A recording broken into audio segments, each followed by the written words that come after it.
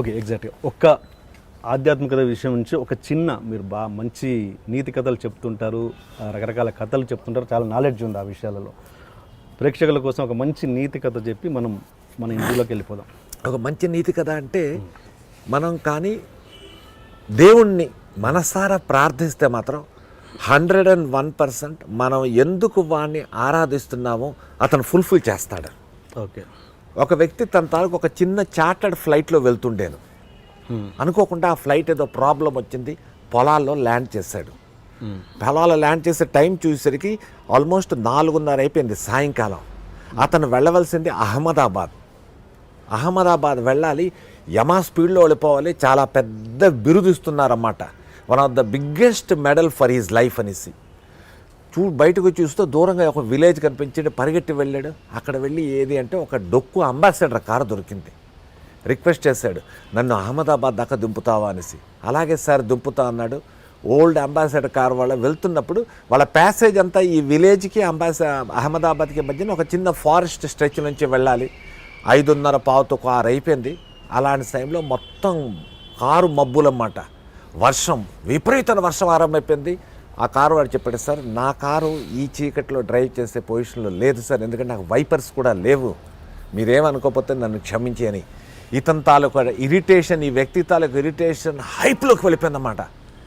ఏం చేయాలో అర్థం కావట్లేదని, నా లైఫ్ రెస్ట్ అయిపోతుందో అనుకున్నాడు. బట్ ఏవైనా సరే నో ప్రాబ్లం, ఇక్కడే ఉండిపోవాలి అంటే ఒక చిన్న దీపం వినిపిస్తుంది, దూరంగా కనిపిస్తున్నది.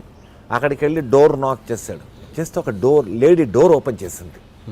చేస్తే చెప్పాడు, అమ్మా నేను నా చార్టర్డ్ ఫ్లైట్లో వెళ్తుంటేను అది ఎక్కడో పొలాల్లో ల్యాండ్ అయ్యి పాడైపోయింది, అక్కడి నుంచి ఒక డొక్కు అంబాసిడర్ కారు తీసుకుని అహ్మదాబాద్ వెళ్దాం అనుకుంటే కారు మరి ముందుకు వెళ్దాం చెప్పాడు. నైట్ అయిపోయింది, మేము వెళ్ళాము, మీరేమనుకోకపోతే ఈరోజు రాత్రి మీ ఇంట్లో ఉంటాం, రేపు పొద్దున్నే వెళ్ళిపోతాం ప్లీజ్ అంటే ఓకే ఉండండి అనేసి చిన్న గది ఇచ్చింది.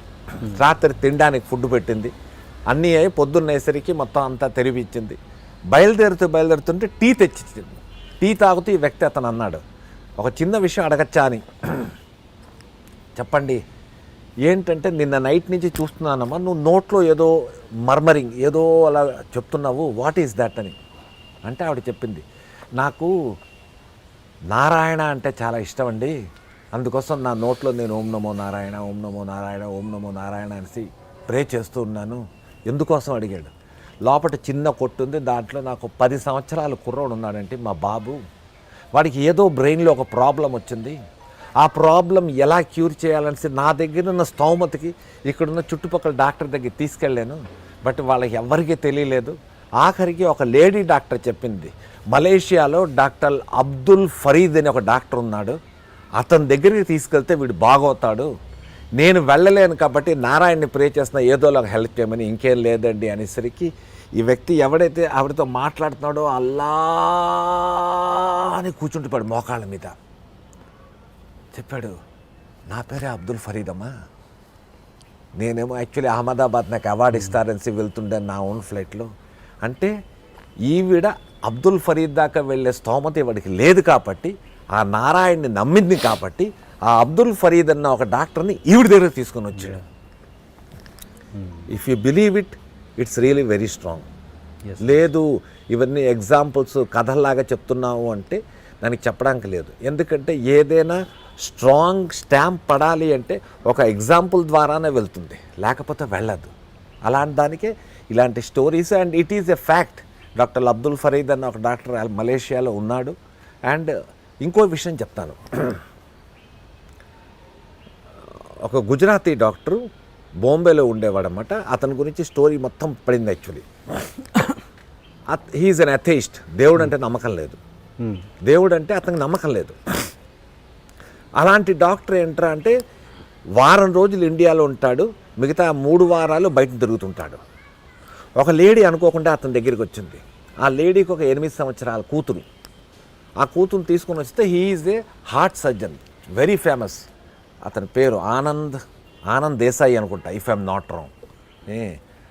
చెక్ చేశాడు. చెక్ చేసి చెప్పడమ్మా, నీ కూతురికి హార్ట్లో హోల్ ఉంది, దానికి ఆపరేషన్ చెయ్యాలి, నువ్వు ఎస్ అనుకుంటే చేస్తావంటే చెప్పింది. ఎంత అవుతుంది ఖర్చు అంటే అతను చెప్పాడు, ఇంత అవుతుందంటే నా దగ్గర అంతే అండి, దానికి సగానికి సగం కూడా లేదండి అంటే, నీకు పర్లేదమ్మా, నువ్వు కానీ ఎస్ అన్నావు అంటే నువ్వెంత చేయగలవో చెయ్యి, బ్యాలెన్స్ నేను చూసుకుంటాను, కానీ ట్రీట్మెంట్ మాత్రం చేసి తీరాలి, ఎంత తొందరగా చేస్తే అంత. ఇంకో విషయం, ఆపరేషన్ చేసిన తర్వాత ఓన్లీ 10% ఛాన్స్, 90% నో ఛాన్స్. నీ కూతురు బతుకుతుంది మాత్రం నేను గ్యారంటీ ఇవ్వలేను, నువ్వు ఆలోచించి రేపు రా అన్నాడు. ఆవిడంది నేను రేపటి దాకా ఎందుకంటే నేను ఇప్పుడే చెప్తున్నాను, మీరు చేసేయండి ఆపరేషన్. ఎలాగో ఆపరేషన్ అనేది కంపల్సరీ అంటున్నారు, లేకపోతే నాకు కూతురు బతకదు అంటున్నారు. అలాంటి మీరు ఆపరేషన్ చేసిన తర్వాత బతుకుతుందా బతకదా అన్నది కూడా చెప్పలేకపోతున్నారు. సో లెటస్ డూ ఇట్ అని ఆవిడ చెప్పింది. ఓకే అన్నాడు, అయిపోయింది. 3 days తర్వాత దానికి ఏవో ట్రీట్మెంట్ అవి చేశాడు. ఆపరేషన్ టేబుల్ మీద తీసుకెళ్తే ఆ పాప పడుకొని ఉంది. పడుకున్నప్పుడు ఇక అది ఇది క్లీనింగ్ చేసే ముందు చెప్పిన అంకల్ ఒక చిన్న మాట, ఏంటి అంకల్ మీరు నా గుండెకాయకి వస్తారు కదా. అవునమ్మా, అయితే ఆ గుండెకాయలోని దేవుడు ఉంటాడు కదా, దేవుడిని నేను హలో అని చెప్పానని చెప్పమంది. అంటే ఇది ఒక చిన్న షాక్. అదేంటమ్మా దేవుడు ఉంటాడు అంటే, లేదు మా అమ్మ చెప్పింది ప్రతి మనిషి తాలూకా హృదయంలో దేవుడు ఉంటాడు అనేసి. అలాగ నాకు అనిపించిందండి హృదయంలో దేవుడు ఉంటాడని. మీరు చూస్తారు కదా హార్ట్ కట్ చేసినప్పుడు వాడిని నేను హలో అని చెప్పాను అనేసి. ఎక్కడో ఇతనికి ఒక చిన్న పిన్ కొట్టిందన్నమాట. ఎనీహౌ ఆపరేషన్ స్టార్ట్ చేశాడు. స్టార్ట్ అయిన 15 minutesకే ఎవ్రీథింగ్ స్టార్టెడ్ డిప్లీటింగ్. అన్నీ కింద పడిపోతున్నాయి, బీపీ పడిపోతుంది, అది పడిపోతుంది, పల్స్ పడిపోతుంది, అన్నీ పడిపోతున్నాయి. అప్పుడు అనదర్ డాక్టర్స్ ఉంటారు కదా, సార్ ఏం చేద్దామంటే, సారీ ఇది వర్కౌట్ అవుతుంది మనకి, కొంచెం సేపు తర్వాత షీఈస్ గోయింగ్ టు కొలాప్స్ అన్నాడు. తన రూమ్లోకి వెళ్ళాడు. He started smoking. తను స్మోక్ చేస్తున్న ఒక 2-3 నిమిషాలు కూడా అవ్వలేదు, సీనియర్ నర్స్ పరిగెట్టుకుంటుంది, డాక్టర్ అన్నీ మళ్ళీ everything is picking up. Everything is picking up అంటే కమౌన్, అసలు ఛాన్స్ లేదు. మై ఎక్స్పీరియన్స్ ఈజ్ టెలింగ్, ఛాన్సే లేదంటే లేదు పికింగ్ అప్ అన్నారు.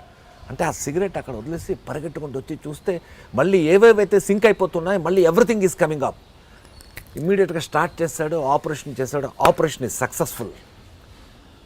వాడి ఆపరేషన్ ఎప్పుడైతే సక్సెస్ఫుల్ అయిందో అప్పుడు ఎక్కడో కార్నర్లో తన రూమ్లోకి వెళ్ళి కూర్చొని ఆలోచించాడు, హౌ అండ్ వై. ఎస్, అలాంటి డాక్టర్ ఎవడైతే అథెయిస్ట్, దేవుడు అంటే లేనిది పెట్టుకున్నాడో, ఇవాళ రోజుల if not wrong Anand Desai అతని పేరు. అతను ఏ పని చేసినా ముందు రాధేకృష్ణ, వాళ్ళ కృష్ణుడే ఎక్కువ అనమాట, రాధేకృష్ణ అనేసి స్టార్ట్ చేస్తాడనమాట. అలాగా human life is a journey, God is the travel agent. He has booked our routes, ఎక్కడెక్కడికి వెళ్ళాలి అని. He has fixed our stations, he has fixed our destinations. Why should not we believe him? దేవుణ్ణి ఎందుకు నమ్మాలి అనేసి మీ అందరికీ ఒక చిన్న విషయం చెప్తాను. మనకున్నాడు అని సంగతి తెలుసు, లేకపోతే మనం పుట్టాం. మనకున్నాడు అని సంగతి తెలుసు, మనం ఎప్పుడు చచ్చిపోతామో మనకు తెలియదు. ఈ జర్నీలో మనం ఎక్కడికి వెళ్తామో, ఎక్కడుంటామో, ఏమిటి చేస్తామో అనేది ముందు నుంచి తెలియదు. మీరు ఏదో ఊర్లో పుట్టుంటారు. ఇవాళ మీరు నేను కలుసుకొని ఐ డ్రీమ్ అన్న ఒక ప్రాజెక్ట్, ఒక ఛానల్ కోసం ఇద్దరం మాట్లాడుకుంటున్నాం. సో ఐఎమ్ సో లక్కీ మీలాంటి ఒక మహానుభావులతో కూర్చొని మాట్లాడడానికి అవకాశం ఇచ్చాడంటే it is in my life. 101% మీరు చేస్తున్న 178 ఇంటర్వ్యూస్లోని అనదర్ మేబీ 179 or 180 సత్యప్రకాష్ లాంటి ఒక ఆర్డినరీ పర్సన్తో చేయాలని మీ డెస్టినేషన్లో కూడా రాసేయింది. లేకపోతే ఇది కుదిరేది కాదు. యాక్చువల్లీ మీరే రిఫ్యూజ్ చేస్తారు Satyaprakash, no he is, but it is there. That means మనం ఫ్లైట్లో వెళ్తాం. ఫ్లైట్లో వెళ్ళినప్పుడు ఆ పైలట్ ఎవడో మనకు తెలియదు, కానీ ఫ్లైట్ ఎక్కగానే చక్కగా బెల్ట్లు వేసుకుంటాం, రిలాక్స్గా ఉంటాం. చెన్నైలో టేక్ ఆఫ్ అయింది, హైదరాబాద్ దిగా అమ్మ రిలాక్స్ అయిపోయింది. ట్రైన్ ఎక్కుతాం, ఆ ఇంజిన్లో డ్రైవర్ అవడం మనకు తెలియదు, బట్ హాయిగా మనం దుప్పటి కప్పుకుంటాం, పడుకుంటాం, మన స్టేషన్ దాకానే దిగిపోతాం. సో ఎక్కడైనా యాక్సిడెంట్ అవ్వచ్చు, ఫ్లైట్ ఎక్కడైనా కూలిపోవచ్చు, but we are having a confidence on the driver as well as on the pilot. So వాడు ఎవడో తెలియని ఒక వ్యక్తి అవి డ్రైవ్ చేస్తున్నప్పుడు వాడి మీద మనకు అంత నమ్మకం ఉంటే, ఈ దేవుడు అన్నవాడు మనకు కొన్ని గత ఎన్నో సంవత్సరాలు పుట్టిన నుంచి మనం చూస్తున్నాం కదా, ఉన్నాడు అన్న దాన్ని ఎంతోమంది చెప్తున్నారు కదా. Why should not we believe it? Why should not believe him? నమ్మండి. నమ్మితే మీకు దాంట్లో వచ్చింది బెనిఫిటే కానీ నష్టం లేదు. Have a faith on God but not on superstitions. చాలా డిఫరెన్స్ ఉంది రెండుకి. For more videos, subscribe to iDream. For best entertainment and information, please subscribe iDream. Please subscribe to iDream. For more videos, please subscribe to iDream. For more videos, subscribe to iDream. For more interesting videos, please subscribe to iDream. Hi, this is Anil Ravipudi. For more videos, please subscribe iDream Media. This is Manjula. For more videos, please subscribe iDream. For more videos, please subscribe subscribe to iDream channel. Don't miss it. అక్కడ ఒక గంట symbol ఉంటుంది, దాన్ని లాగి కొట్టండి, మర్చిపోదు. ఓకేనా? Subscribe to iDream.